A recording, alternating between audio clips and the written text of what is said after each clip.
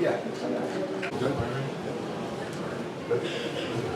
Thank you. I am Mayor Adams, and I'm joined with the senior leadership of the New York City Police Department, the Commissioner, the Deputy Commissioner, Chief of Patrol, Chief of Department, and Deputy Mayor Banks. In 2022, January 20th, we stood in Harlem Hospital where we lost two officers, Officer Mora and Officer Rivera. And today, we could have had a similar tragedy because of the swift actions of the two police officers who are involved and the responding officers. Those officers will be going home. We had a very violent and dangerous person that has a long record of violence, attempted to harm our police officers, but they responded accordingly. And I want to thank the men and women of the New York City Police Department for their continuously displaying why we are considered to be New York City finest.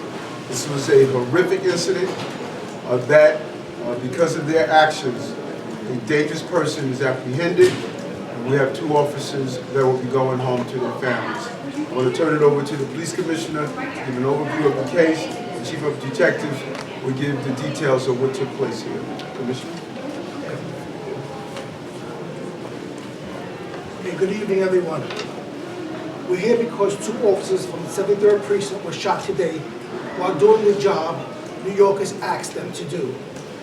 Both of our officers are here at New York City Health and Hospital, Kings County, where they're being treated for their wounds and are expected to make full recoveries. One of our officers have 9.5 years with the NYPD. The other has 16 years on. I want to thank the doctors, the nurses, the staff here for the excellent care they always provide us. And I want to remind everyone that this was one of those so-called routine jobs for patrol officers, which is to say, there are never routine patrol jobs for our NYPD officers. Our officers are lucky to be alive at this hour and deserve all New Yorkers' thanks and gratitude for their courageous work. And all this on the same day that we buried the longest-serving NYPD Chief of Department, the legendary Joseph Esposito. So please keep the family of Joseph Esposito and all of our men and women in uniform in your prayers tonight and every day. Thank you. I will now turn over to our Chief of Detectives, Joe Kennedy. Thank you, Commissioner. Today at 3:01 p.m., 7-3 Precinct Patrol officers in uniform responded to a 911 call at 1969 Bergen Street, Apartment 2B. This call for assistance was in regards to an assault in progress. This call for help was made by the female occupant of that apartment. This victim informed 911 that she was being physically assaulted by her son. She complained of a head injury. One sergeant and 3 police officers from the 7-3 Precinct responded to the scene and immediately identified the perpetrator. He was Melvin Butler, male, 39 years old, date of birth 11/16/84. He has 6 prior arrests in New York City and 1 prior arrest in North Carolina. He has a history of resisting arrest and of domestic violence. Officers informed Mr. Butler that he was under arrest and asked him to place his hands behind his back.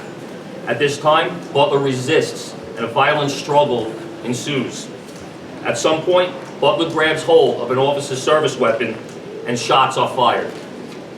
One officer is shot in the left hand, another officer is shot in the left thigh. Both officers are being treated here at KCH and are recovering from their wounds. Butler himself is shot multiple times and he is listed in critical but stable condition.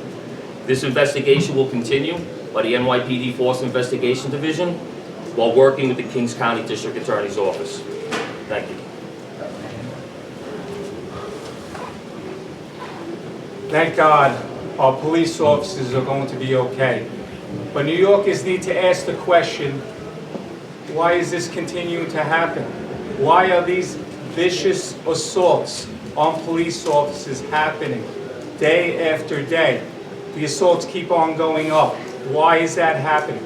Why does an individual, a repeat offender who's been arrested time and time again, feel like he can resist arrest. He can attack New York City police officers. He can shoot 2 New York City police officers. All police officers know the answer to that question because he thought nothing would happen to him. Because he was emboldened, he thought nothing would happen to him. Our system is broken at every step of the way. Our criminal justice system is broken, and it needs to change. We need all New Yorkers to stand with us. We're going to follow this case and make sure that this individual who shot 2 New York City police officers stays behind bars, because we know cases like this before, the individual gets back out on the streets. So New Yorkers, it's not just about our police officers, it's about the safety of all New Yorkers, and we need your help. We need you to stand with our police officers. We need you more than ever.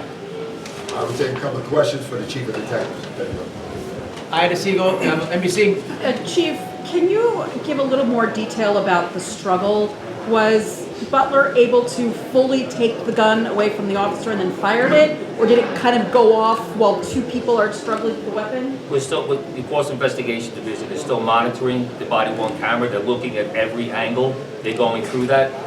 From what I viewed, it's immediately as they're struggling, they're going to the ground, and then you hear an officer state, "He has my gun," and then shots are fired. Dean Moses, AM New York. Could you talk a little bit more about the history of violence and domestic situation? His last 2 arrests back in February of 23 were domestic violence, where he violated an order of protection, and he had another incident in January, an assault 3, also domestic violence related. The most serious crime back in 04, attempted murder, where he did 15 years in state custody. Any other questions? Were they all against his mother, all of the domestic violence assaults? We're looking through that as we speak. I'm just curious if there's a mental health issue or He history. has no history with the New York City Police Department of having any emotional problems. Mac, 10-10. Yeah, how it makes it David Lewis. Were both officers, were all parties shot by the same firearm?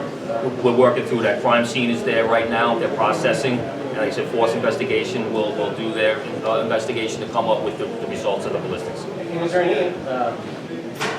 any indication at this point of friendly fire, or?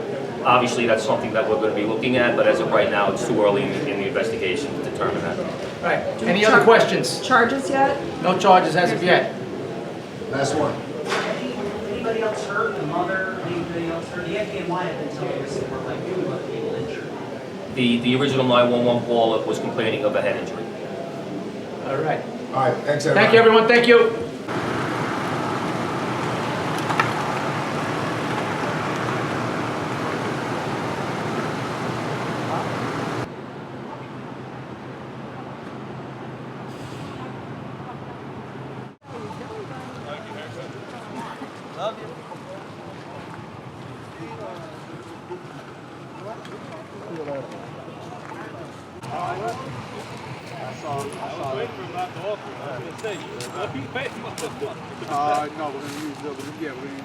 Good, let's go.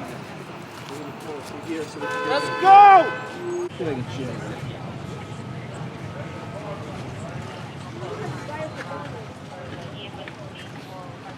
Yep. Okay.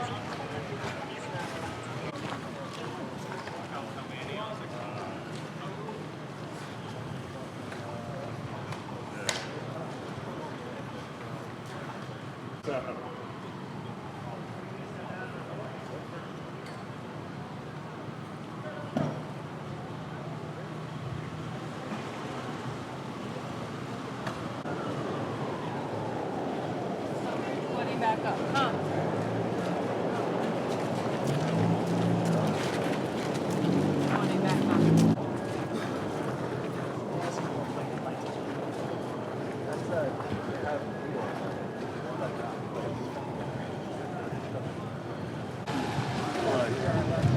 No, I don't like this.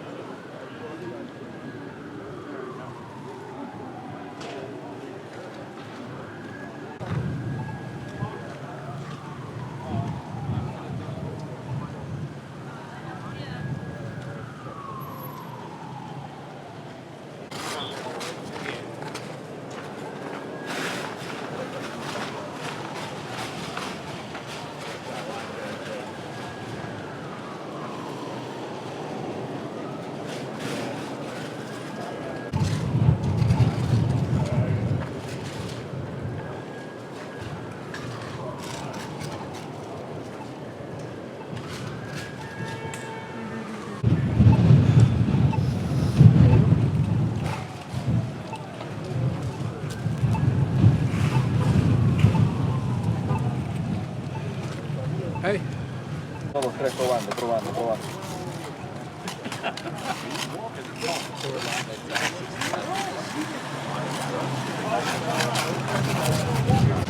brother?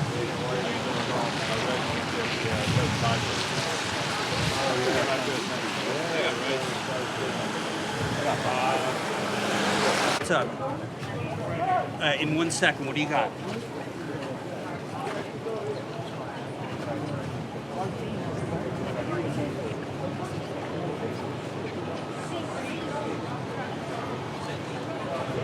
No problem. Thank you. Good? Good. Yeah, good.